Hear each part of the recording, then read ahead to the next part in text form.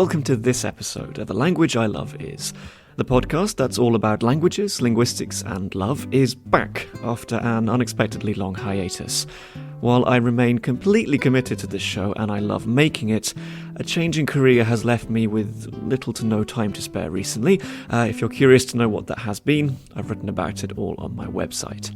Nonetheless, we're back. And this episode's guest is Colin Gorrie, an expert linguist and language teacher. His chosen language is Old English. Long-time listeners might remember that we've already had an Old English episode with the wonderful Stephen Hopkins back in Series 1. Nonetheless, this repeat appearance of Old English is all intentional. No two episodes can be the same, and I was keen to hear what Colin loves about the grandfather of the language that I'm speaking right now. So, here's Colin Gorrie on Old English.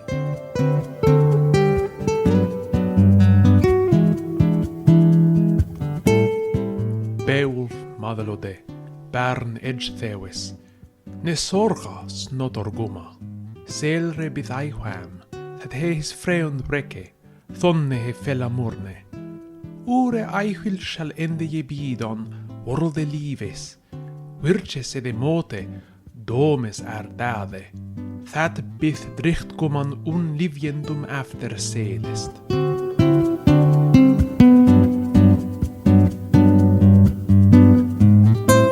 Okay, right, so today we have Prague calling Canada, and I have the great pleasure to be talking to Dr. Colin Gorrie. Dr. Colin Gorrie might be known to some of you out there for all the wonderful stuff that he's done on Twitter, on YouTube, with teaching languages, with teaching conlangs, all great linguistic material, so it's a real pleasure for me to have him on the show today.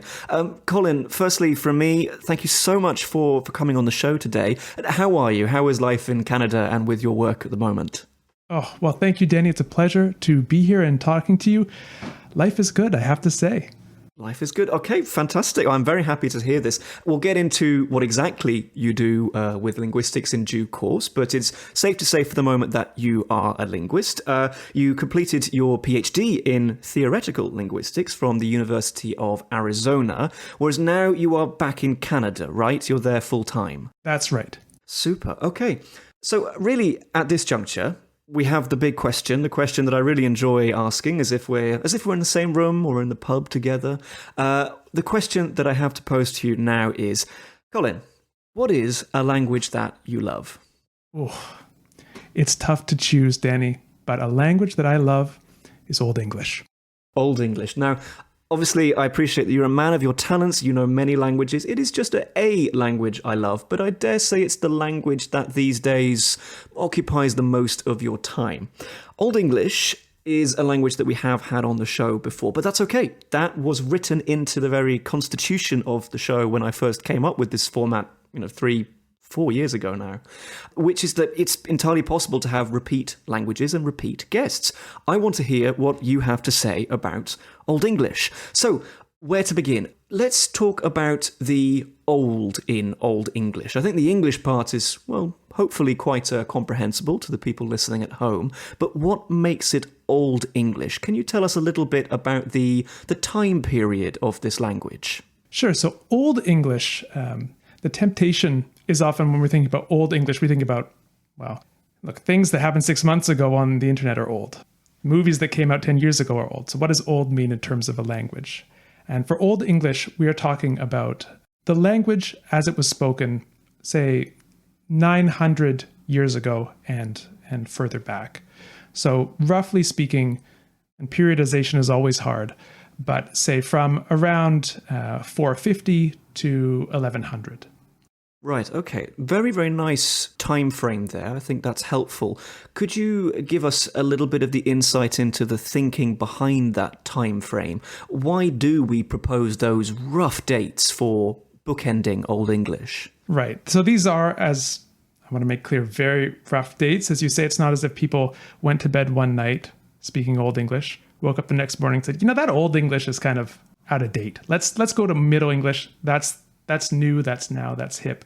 These are very gradual changes that happen.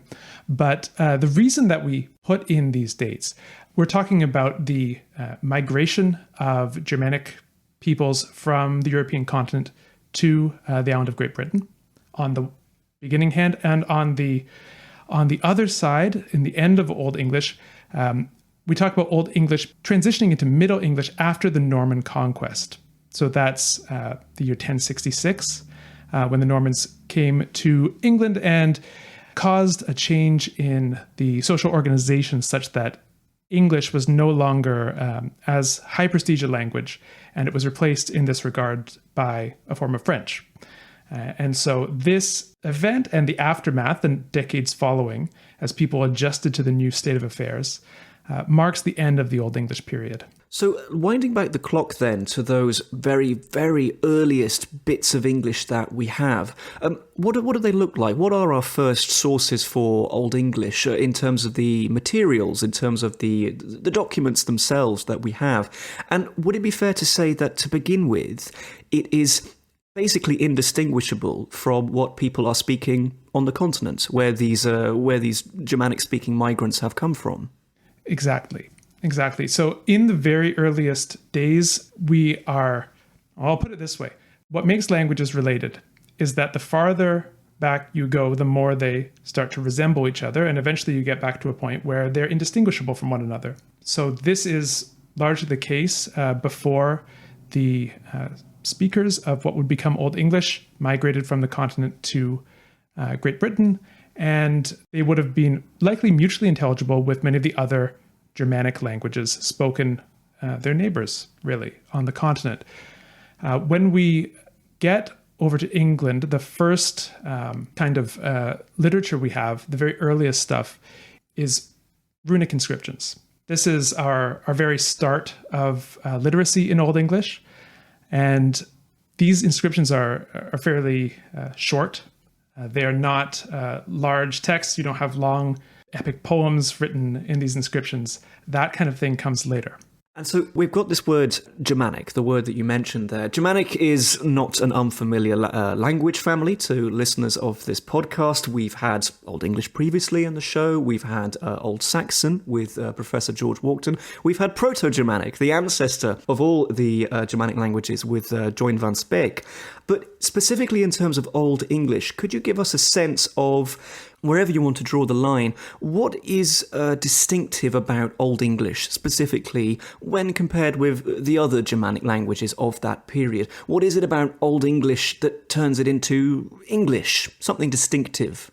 Well, Old English has undergone a lot of changes in its vowel system compared to the other Germanic languages. Even in the Old English period, we have lots of different vowel mutations, lots of vowel shifts, and the result is that an Old English word will look often very similar to other its relative Germanic languages in the consonants, but will often have quite a different feel in the vowels. So as an example, the diphthong I, pronounced just like that, I, ended up in Old English as ah. And that's a big difference that we still see today. This same vowel comes into modern English as o, which is why you have in, say, German, heim, but in Old English, hom, and modern English, home. But also then the specific vowels of English or Old English, they're having an effect on the consonants too. There are differences in the consonants as well.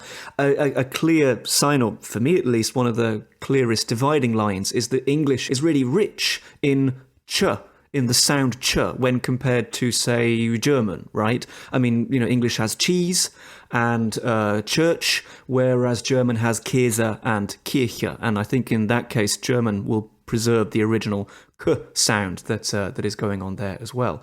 Right. Tell me then a little bit about the literature of Old English, moving on from the kind of fragments and the runic inscriptions that are very short.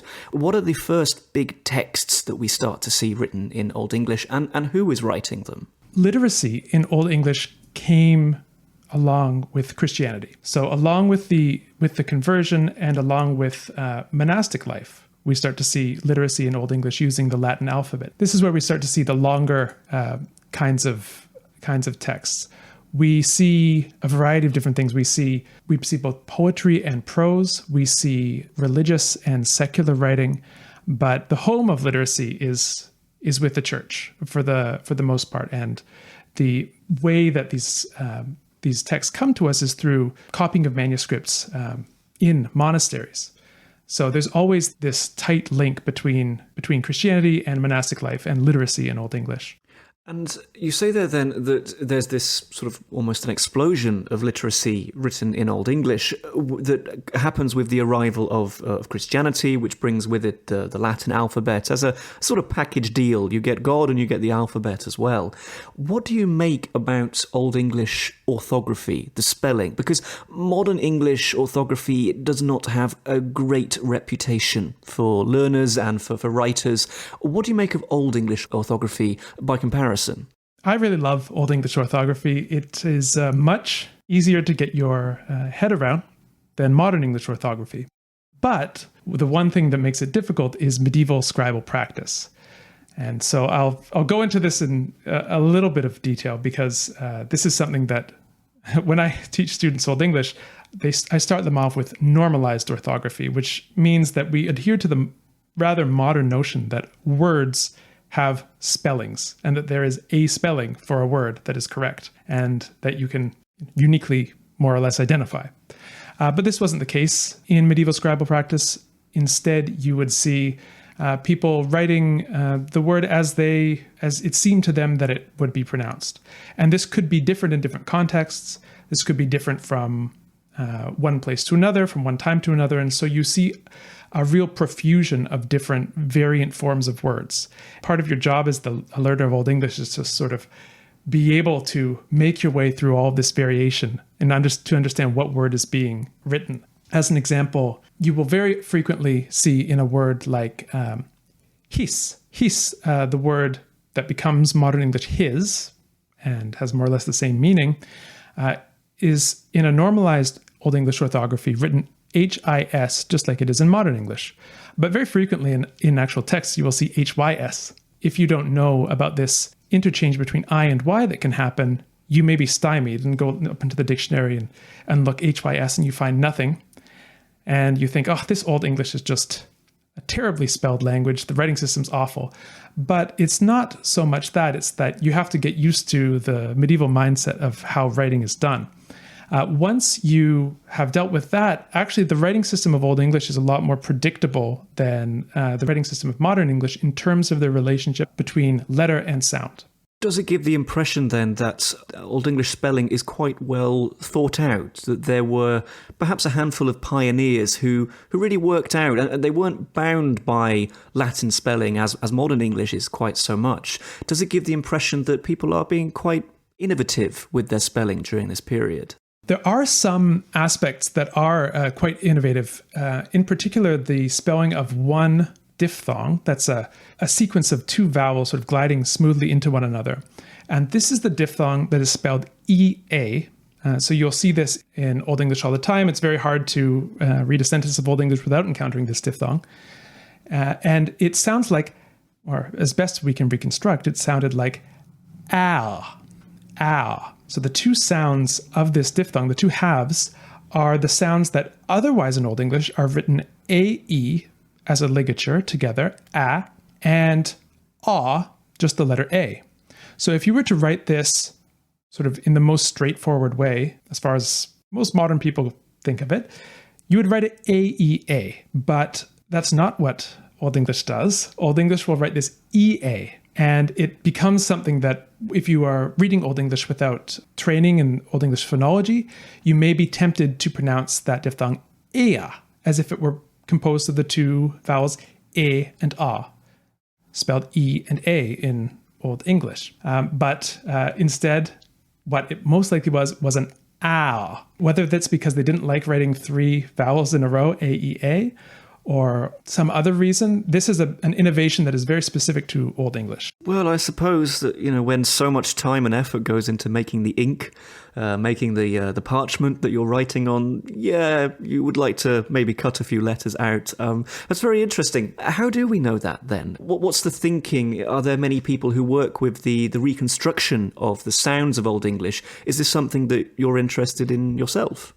It certainly is. It certainly is. So this diphthong has two main sources that pop into my mind. One is from the former Proto-Germanic diphthong ow. So this would be written au, ow. And what happens with ow in Old English is that it gradually morphs into ah. And it makes a lot of sense that, so if you were the diphthong ow, to come to something that's spelled ea, you would have to do one thing in particular, which is take that second half of the diphthong oo and bring it all the way down in the mouth to ah. There's almost no way that you can make sense of the spelling without having it end in something like ah, something lower down than oo. And so if that's true, what happens to the start of the diphthong? Well, likely what happened is that the start of it moved forward along with all the other ah vowels. So you go from ow to ah. Maybe there was an intermediate step, ow, as well. So going from ow to ah, something that might have happened. And we see that this lowering of the second element of the diphthong to come into line with the first element is a general feature of Old English. So Old English diphthongs are what is called height harmonic, typically. So this means that, and I wish I had a blackboard to write out the vowel space. But if you've ever studied phonetics, you will have seen this kind of diagram. And if you haven't, I'll try and do my best to describe it. It's meant to represent sort of the space available in your mouth. And at the very bottom, you have those vowels that are made when your tongue is lowest in the mouth, like ah, ah. If you make that sound ah and then glide smoothly up through o to oo, you'll notice that your tongue rises in your mouth. So ow, ow. You notice your lips are doing some things too, but your tongue body is moving up. And so ah is what we call a low vowel. Oo is what we call a high vowel because your tongue is, well, higher. Some linguistics terms actually do make sense. That's one of them. So in Old English, what happens with diphthongs is they all become height harmonic, which means that their front half and their back half are at the same height in the mouth. And so this is sort of the story of that ah diphthong and why we don't think it's ea, because then if it were, that would be the only non-height harmonic diphthong. And it also would require some additional changes which we don't otherwise know about from the history of English. Super. That was such a nice explanation, a very engaging explanation. I dare say a few people listening will be practicing this themselves. It takes me right back to my introductory year 1 phonetics course, and practicing making all these things and feeling where your tongue is. Super. Okay. Returning now to Old English as a language, the way in which we engage with this language, could you tell us a little bit more about the situation on the ground? Who in this period, this time frame, is speaking this language? Who are they in terms of, are they rich? Are they poor? Is it a good cross-section of society? Who is writing this language? And also, is there diversity in terms of, say, dialects, for example? I'll answer a question about who's speaking it first, which is everyone. Not everyone, 100%, but the vast majority of people, we didn't do a census, but the vast majority of people in what is now modern-day England and southern Scotland would have been speaking Old English. Now, as to who would have been writing Old English, that is a different matter because literacy was not as widespread as it would later become. And so the majority of writing would be going on in either monastic contexts or official contexts. You wouldn't see a lot of, as many, say, casual shopping lists compared to perhaps in later periods.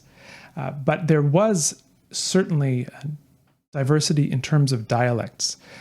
Old English was a language that was spoken over a wide area in a time where communication and transportation infrastructure was, shall we say, less advanced than it is today. And so the way people would speak from one place to another would vary a lot. And Old English is typically divided into 4 main dialects. So the Mercian, the Northumbrian, the Kentish, and the West Saxon. So those are the typical 4 dialects that are distinguished. But one thing that's of interest is that the vast majority of the writing that we have is in the West Saxon dialect. And this has to do with the predominance of the Kingdom of Wessex, which was centered around Winchester. And so the standard of writing developed in Winchester became used as, I won't say a standard form of Old English, because that's a bit anachronistic to say, but that the Winchester form of writing becomes the norm for texts, and texts are copied. Texts which may have been written in other dialects get copied later into West Saxon, sometimes imperfectly. And so this is, as you say, this idea of a Wessex standard is very much bound up in the politics of the era, with the King Alfred the Great and West Saxons and Wessex being on top. This kind of has implications or ramifications for today, right? Because if you are studying Old English, or you are Googling Old English, or you're looking it up on Wiktionary, it'll probably be the Wessex version of a word that you get. That's probably what you'll be taught in the classroom. Is that fair to say? That's exactly right. If you pick up an Old English textbook, I think almost without exception, you'll be presented with the sort of the West Saxon form of the language. Some textbooks will show you an earlier version. I would say most will show you an earlier version. Some will show you a later version of West Saxon. But almost invariably, you will get West Saxon dialect, because that's the language of most of the texts that we have, especially in prose. Turning now to the end of the Old English era, we mentioned at the beginning this very famous date, 1066. I don't think there's any need to go into it again. It's big in the history of England. It's for many people, it's when English history begins. And it has huge linguistic consequences, the Norman conquest. But I'd actually like to ask a question about continuity. You mentioned all these dialects that we have in the Old English period. Do they in any way correspond to or even underlie the accents of Britain and the dialects of Britain that we still have today? It's a tricky question. Because we get a lot of, so there's a lot of time that's gone on between the Old English period and now. But largely speaking, the situation of dialects in England, you see this interesting pattern where innovations will begin in London and will sort of radiate out from London into the surrounding towns and countryside gradually. And then a new generation will innovate something else, a new way of talking, new use of words, a new sound change, and that will start to radiate out as well.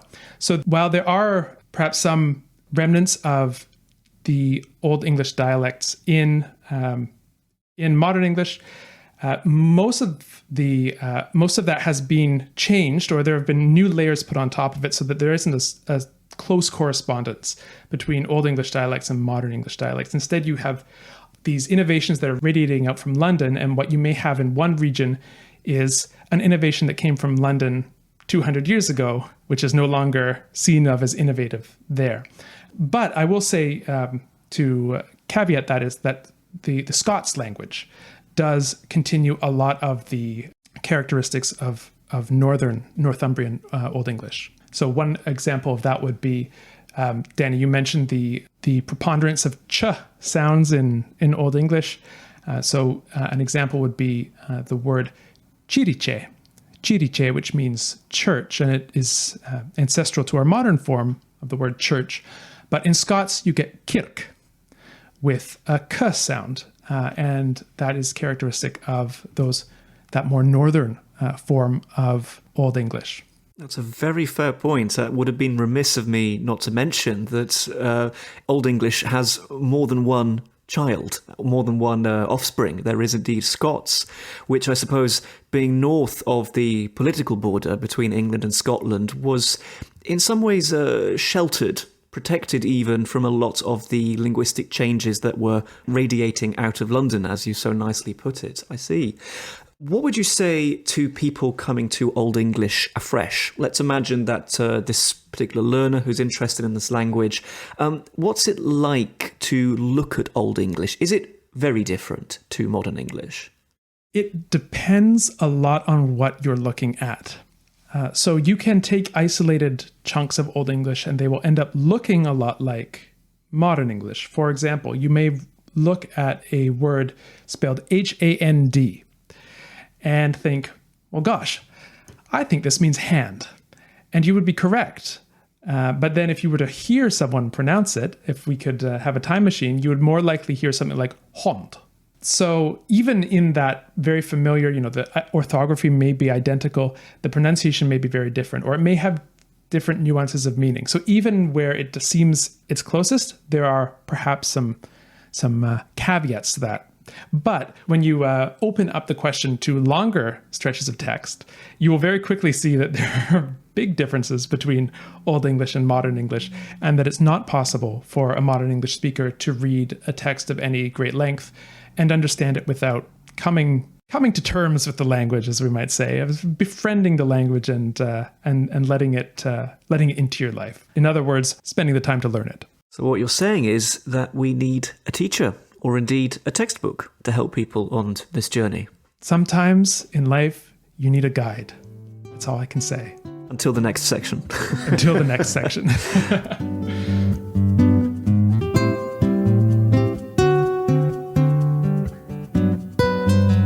Now, after that superb introduction to Old English, so rich in details and so neatly delivered, we need to address a different question, which is, of course, who is this fan of this ancient language? Who is Dr. Colin Gorrie? So please tell us a little bit more about your relationship and your academic story in terms of Old English. You can't have grown up speaking this language as a native language. I don't believe that's a thing anymore. So what is the story? How did you come to love Old English? Well, we say it's not a thing anymore, Danny, but I happen to know that some of my students have very young babies and they sit on the classes, and you never know. We may have some Old English native speakers coming up in the works, but no, that wasn't my story. I essentially was a theoretical linguist, someone who studies language as it exists in the human mind. What is it about being human allows us to acquire languages, to use them? What exactly does that say about our cognition, our psychology? These are the questions that animated my career in linguistics. As to what gave birth to my career in linguistics, that is a different story, and that is actually much closer to Old English. So, like I dare say many of your listeners, Danny, I had access to books at a young age that I couldn't really understand, but they were large. They came in a gigantic cabinet, and they said something like Encyclopedia Britannica on the front. And I would make my way over to that household shrine, and I would take out the big brown volume with the gilded edges, and I would open it up, and I would look through and marvel at things that I didn't comprehend. And one of those things was at the very back, they had a list of essentially it was a glossary in a few different languages. And I started to look, and I saw that some of these languages look kind of similar. And I wonder if there was anything to that. And in fact, there was. And I got more and more interested in the history of languages. And I was a budding historical linguist as a youngster. And I followed that path as far as I could to university to study linguistics at the University of Toronto. And there I was told there's no career in historical linguistics. So you might as well go and study something with a little bit more of a future in it, like theoretical linguistics. And I'll pause there, Danny, so you can laugh. Sorry. Yes, it's. I don't know whether I should laugh or cry. I've been told the same thing. But as it turns out, there was not much more of a career in that either. So after I submerged this part of my interest for a while, put off the Sanskrit textbook to the bottom shelf, put in my syntactic theory and phonological theory to the top of the shelf, and lived like that for a number of years. I became very interested in linguistic theory as well. And one thing I learned there is that what we think of as a language is actually something a lot more abstract. than a typical language textbook would have you believe. So a language textbook, if you pick it up, you will learn, yes, the language has these words, the language has these grammatical rules, these are the phenomena at work in the language. So, for example, if you have a plural subject, you're going to have to modify the verb to look like this. If you are expressing doubt about something in a subordinate clause, you need to put the verb in the subjunctive. These kinds of rules that you read in textbooks are only indirectly related to what appears to be going on at work in languages, which is something very abstract indeed. And Danny, I know that you have had your time in the trenches drawing syntactic trees. I'm sure you can appreciate what I'm saying. Mm-hmm. I certainly can. This is all very, very familiar, how this actually maps onto what people are doing, and the emphasis is on the people. People do these things. People have these things, not languages. That's an abstraction, yeah. So where this comes into our story about Old English is that I realized that sitting down with a textbook and memorizing the charts and all of these kinds of things wasn't the best way to get at truly coming to know the language. And I became a devotee of the second language acquisition literature. And I would read everything I could about the latest thinking on how languages are acquired. And I learned a great deal from that. And I realized that the way that we typically teach ancient languages is quite far removed from the best way to acquire them. And all of these strands were sort of surrounding me in my life, and I found in an old box Mitchell and Robinson, A Guide to Old English, which I got at a garage sale as a teenager, and I thought, what if I tested these theories on this, a language that I've always loved? I started to write a book that set out to teach Old English in a way that I thought was more consonant with the findings of second language acquisition literature, which tells us that the most important ingredient in language acquisition is the consumption of large quantities of input. And input refers to any content in the language, be that writing, be that spoken language, essentially messages that are directed at you that you are able, in some sense, to comprehend. I thought, how would I apply this? How do I get people a lot of input in Old English that they can understand? And the answer to that was write a story that begins in a very simple mode, using very simple vocabulary and simple structures, and gradually increase the complexity, increase the vocabulary that they know. And eventually, by the end of reading that story, the difficulty has been graded so slowly that they can just move on to Old English prose, written by actual speakers of the language, without too much of a gap. And so they can cleanly go from a pedagogical text like I was writing to the text that presumably they are studying the language in order to read, that is, authentic texts. Okay, now you have this plan.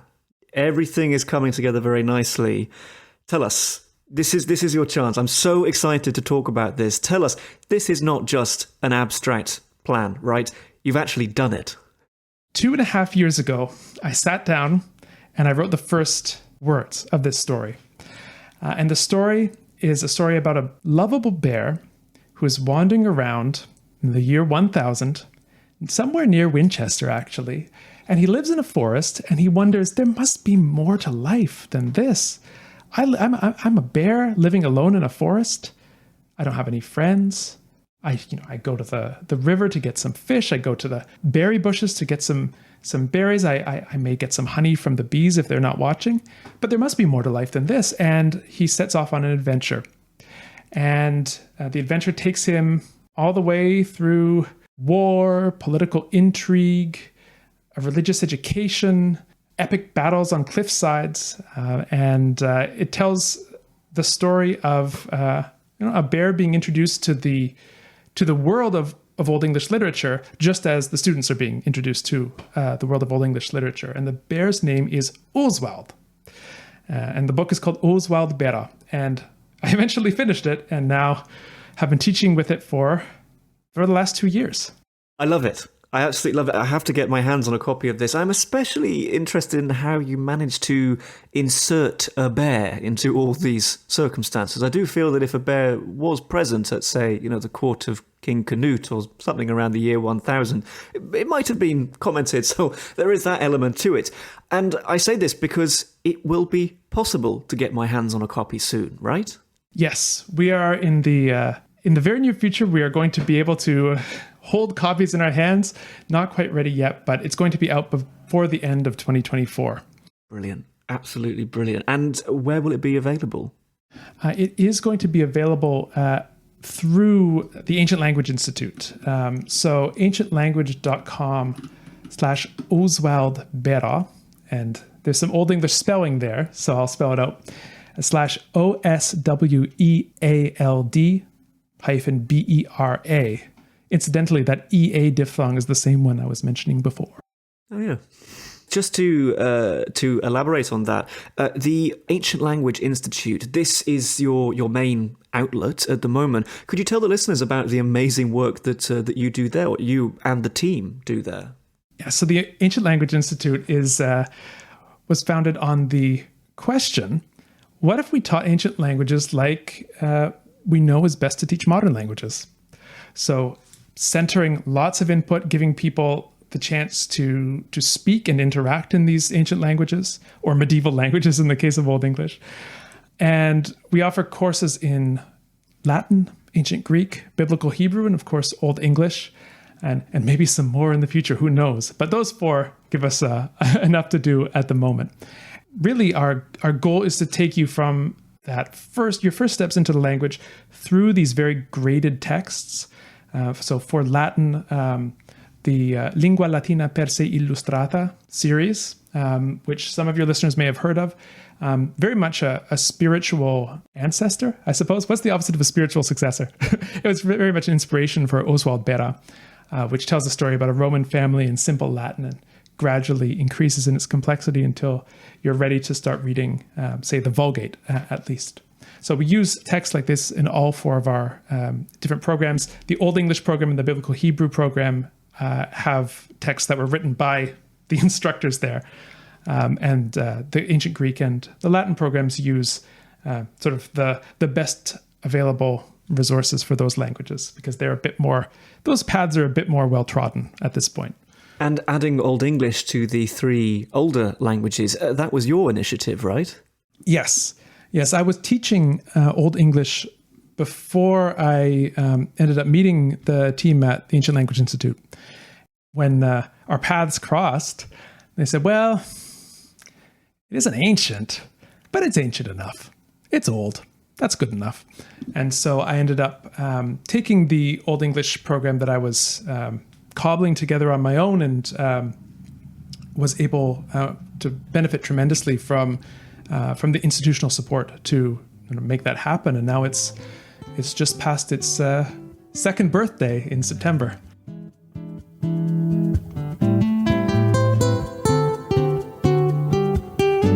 I'm just sat here smiling to myself. That was so charming, and it was really, really nice to hear you talk more fully about this project that I've seen you mention over the previous few years.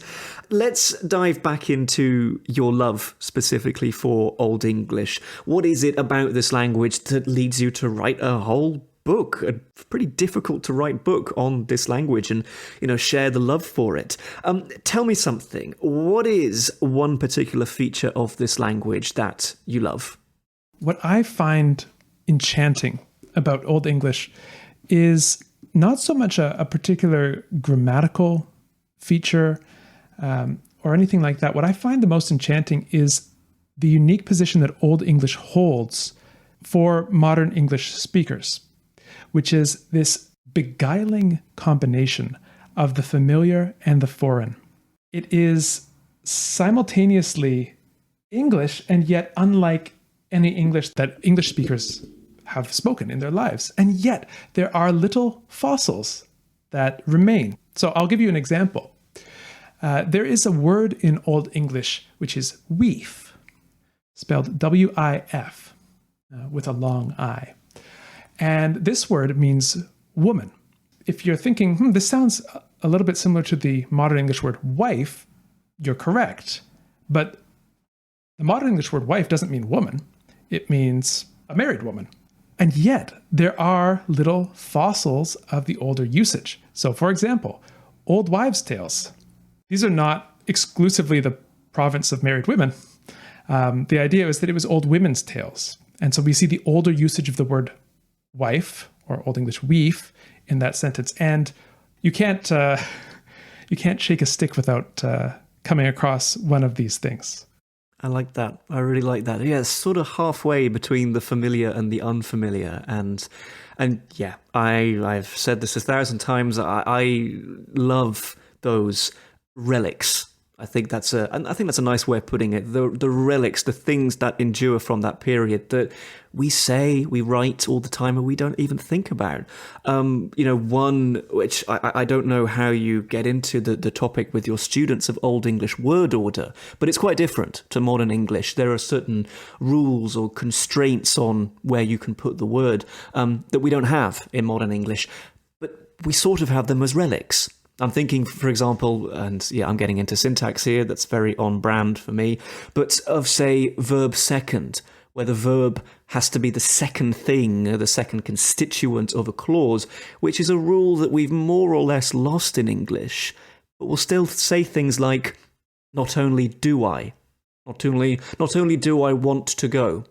You can't, not only I want to go, that sounds wrong. Not only do I want, not only am I happy. That's another one of these relics, right? And it makes Old English all the sweeter to find, to get back to the source of where these things come from. Exactly. And the phrase you just used, all the sweeter, is also a very Old English sort of expression. This construction that we have in modern English, the more the merrier, descends from an Old English construction using the word thu.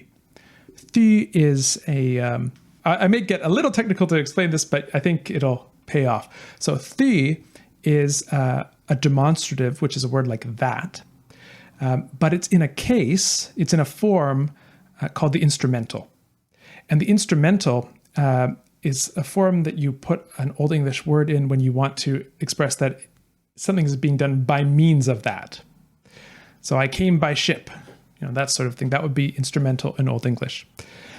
So thu is used with the comparative form of adjectives and adverbs in Old English in this paired construction.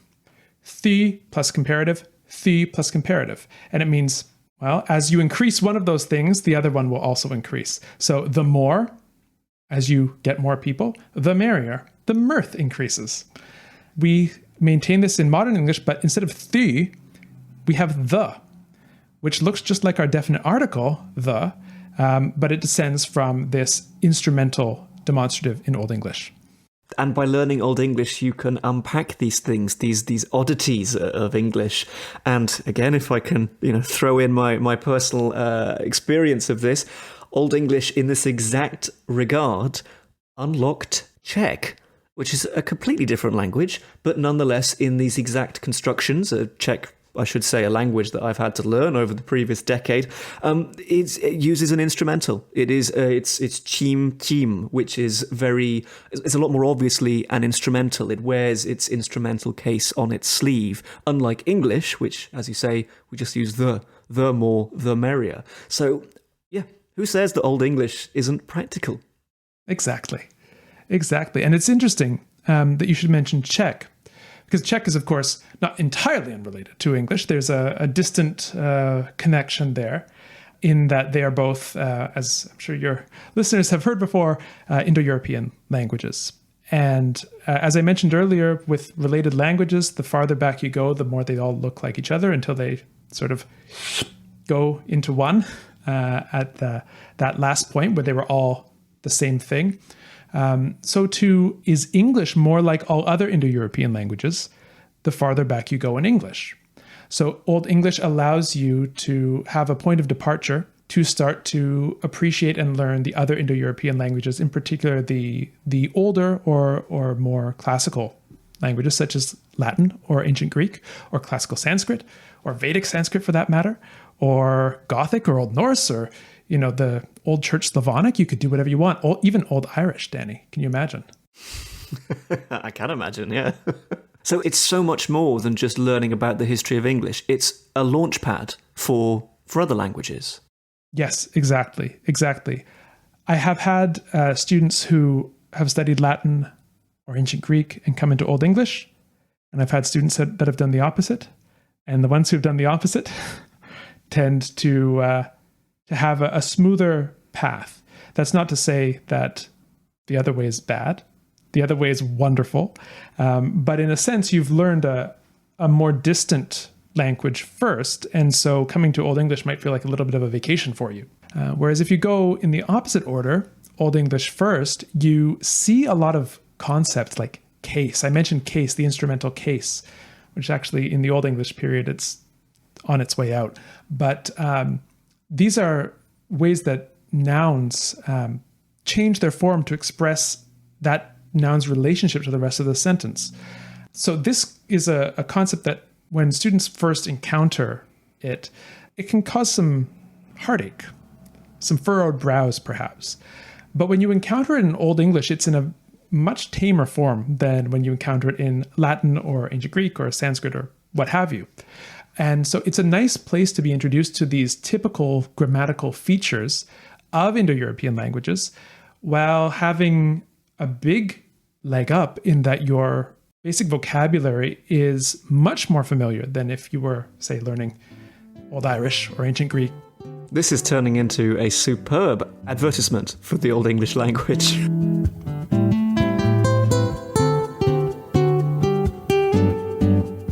Third and final question from me remains the same as it does for all my guests, which is, what is something that you want to leave the audience with? What do you want them to know? What would be your parting point after this wonderful discussion that we've had about Old English? I would like to impress upon your listeners, Denny, that Old English, and for that matter, other historical languages, are not out of reach.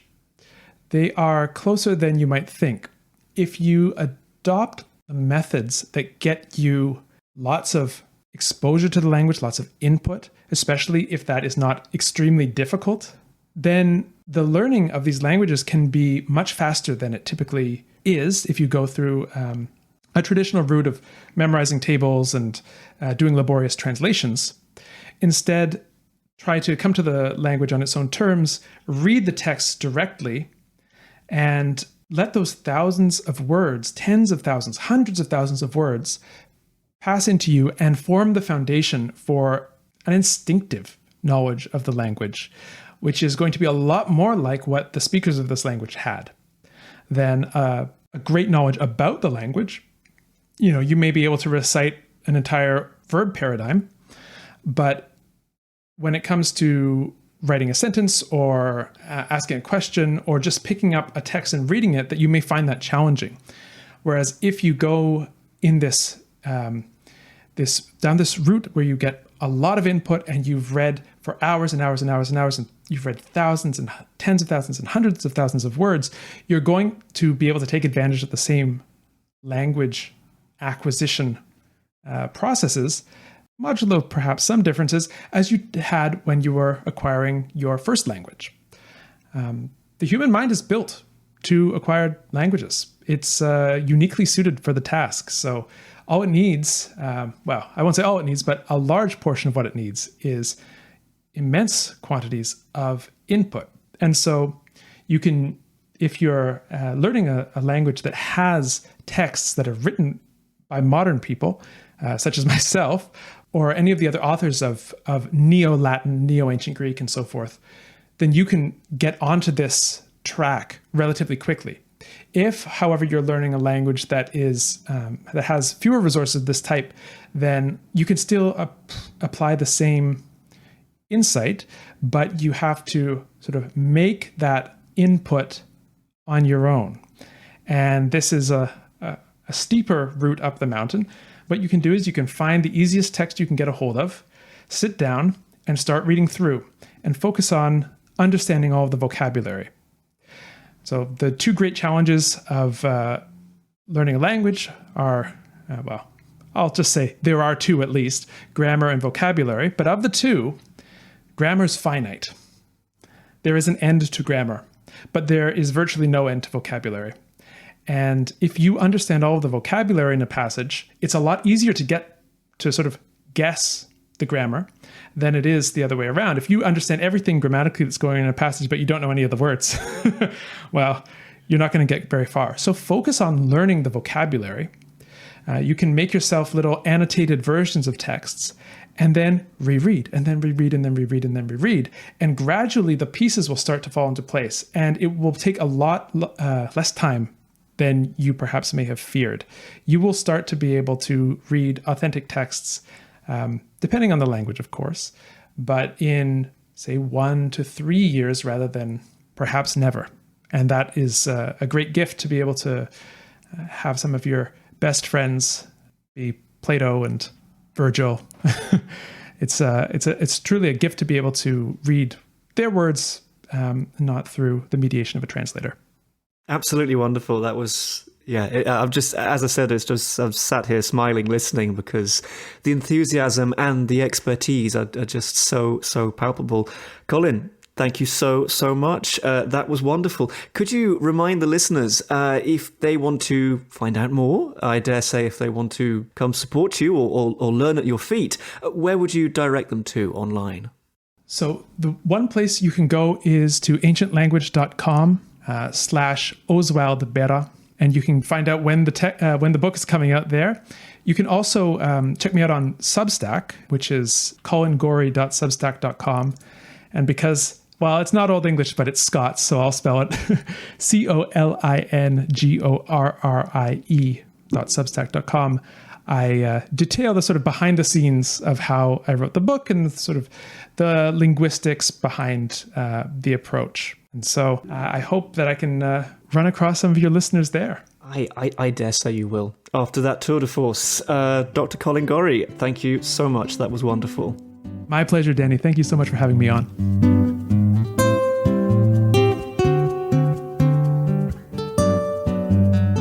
For a final fun fact, I'd like to contribute something of my own to that sense of time that Colin so successfully managed to convey when you study Old English.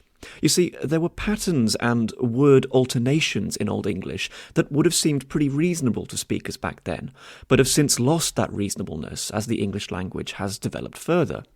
This loss of certain patterns has led to pairs of words in modern English that we think have nothing to do with each other.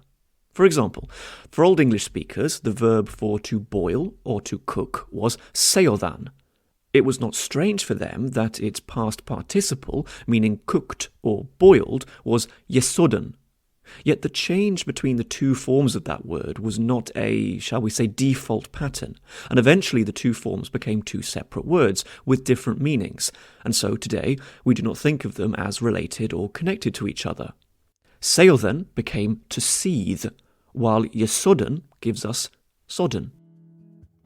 That's all for this episode. If you've enjoyed it, please do consider subscribing and giving the show a good rating wherever you get your podcasts, and please share it widely. Heartfelt thanks go to my guest today, the wonderful Colin Gorrie, and also to you, dear listener, for listening. Keep well and keep loving language.